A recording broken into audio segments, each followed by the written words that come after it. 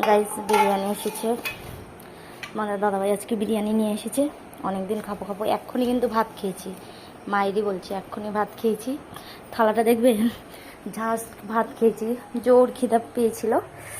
আর এই যে আমার কাশিতে করে খেয়েছি আমি, জাস্ট ভাতটা খেয়ে নিয়েছি। আর তোমাদের দাদাভাই আমার জন্য বিরিয়ানি নিয়ে এসছে আবার 2 প্লেট।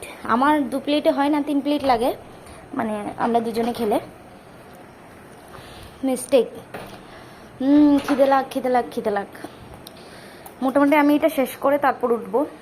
ফেভারিট আমার চিকেন বিরিয়ানি খেয়েছি, তোমরা বুঝতে পারবে।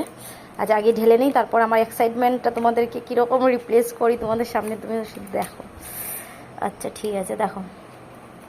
ও পয়সা লাভলি, সেন্ট সেই একদম গন্ধটা একদম সেরা। একটু চেখে দেখবো, তোমরা খাবে একটু? আচ্ছা এইটা খাও তোমরা, এইটা।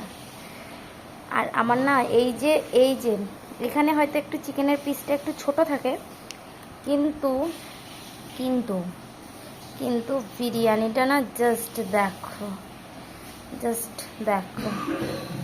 মানে দেখো, এটা মশালা বিরিয়ানি, দেখো।